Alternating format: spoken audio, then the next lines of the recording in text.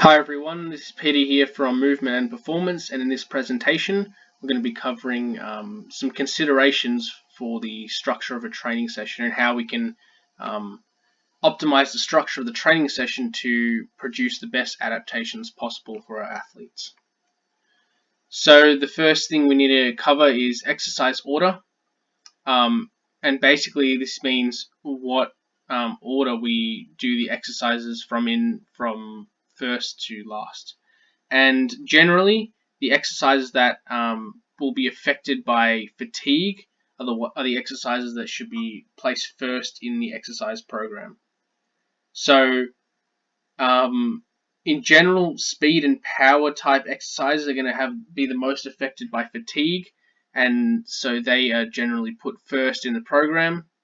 And then strength and conditioning will be less affected by fatigue, so they're generally put last in the training session.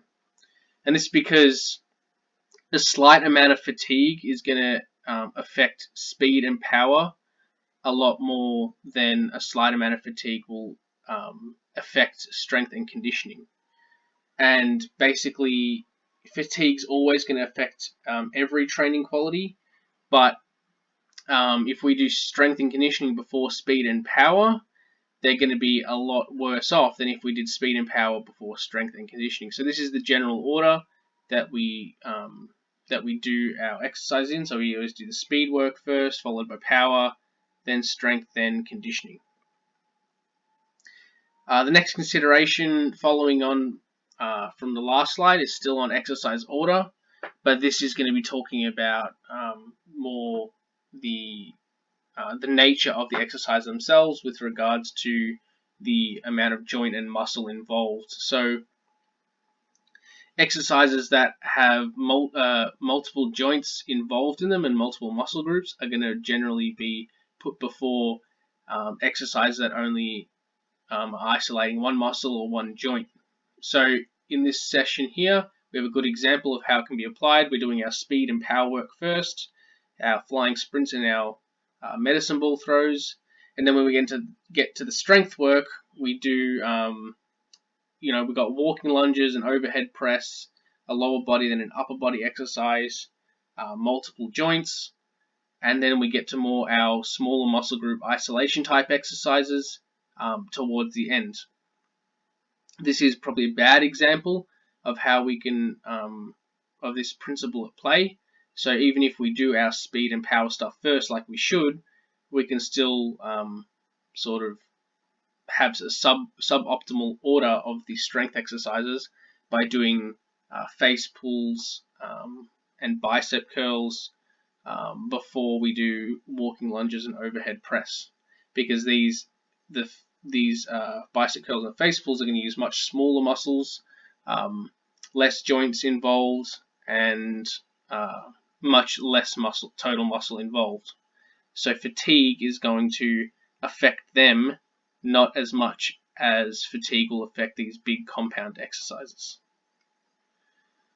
We also make sure we need to consider time.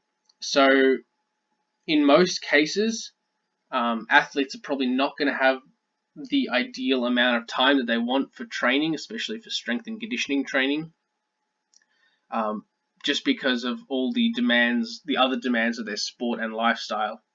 So with these time constraints in mind, we need to select exercises that are going to give us the most bang for our buck. So if we only have an hour to train, we need to make sure that we're doing the exercises that are going to have the most impact on our performance, as opposed to the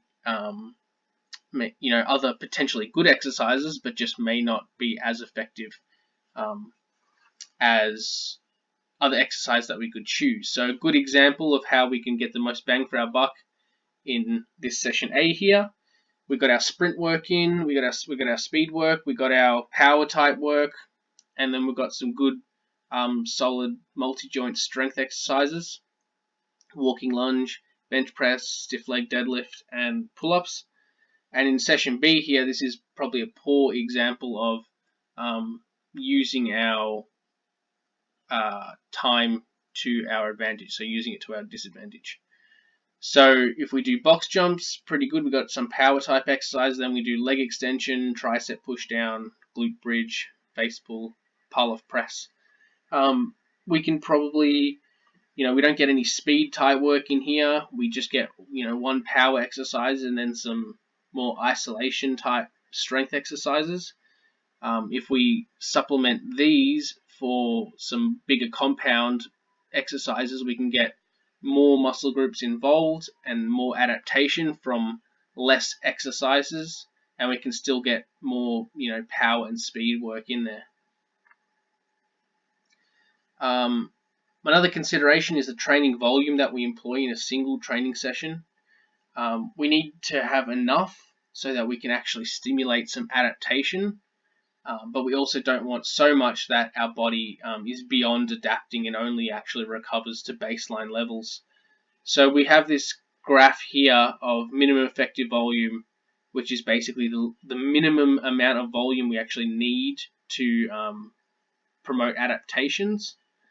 And then we have this maximum adaptable volume, which is sort of an intermediate volume where we can get the most basically adaptation at a given volume.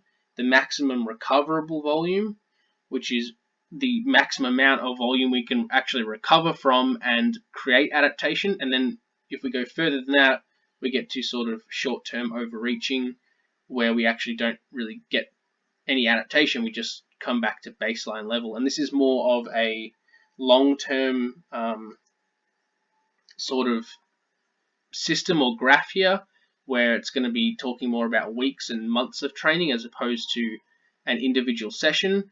But we still need to take this into consideration for an individual session, mainly so that we don't do so much that we don't actually adapt to it.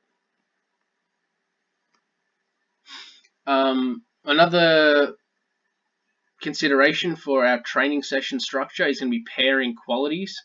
So we want to basically try and pair up similar athletic qualities in the same session so that we can have a single focus for adaptation, as opposed to doing competing exercises that are going to compete for adaptation. So we want to avoid that. So a good way to do this could be, for example, let's say we have a split of, we have some speed work, lower body power, and lower body strength in one session. And then another session we have upper body power with upper body strength, and then we do some conditioning at the end. So because our conditioning is usually going to be lower body, so that's not going to, those endurance qualities are not going to compete with these strength and power and speed qualities that we do in this session. So that's one way to do it. Another sort of example of pairing similar qualities are going to be to pair up similar intensities in the same session as opposed to just exercises. So if we pair up similar qualities, we can allow more efficient recovery of the systems that we aren't using at a given time. So for example, on day one here, if we do this is more of a higher intensity day and lower volume, even if it's the same exercises as day two, this is a lower intensity, higher volume day. The sort of central systems that are going to be heavily involved in higher intensity days are going to be less involved here, and they therefore have more time to recover, whereas the structural tissues are probably going to be less taxed here, which means they're recovering, and then they're going to be hit a lot harder with this higher volume. So if we sort of undulate the intensities, we can allow more efficient recovery of the systems and allow better adaptations from each training session. So that's it for this presentation, guys. Thanks for watching, and hopefully you got something out of it. If you haven't already, you can follow Movement and Performance on social media. So on Facebook and Instagram, the links are here, and on YouTube you can subscribe if you want to see more informative videos in the future. So on Facebook and Instagram you'll find some of these research infographics where basically the latest research is summarized into these pictures that are easier to understand, so that you can stay up to date with the latest research in sports performance training. and you'll also find some videos of a range of different athletes going through some training sessions and more short informative videos. So thanks for watching, guys. Hopefully you got something out of it.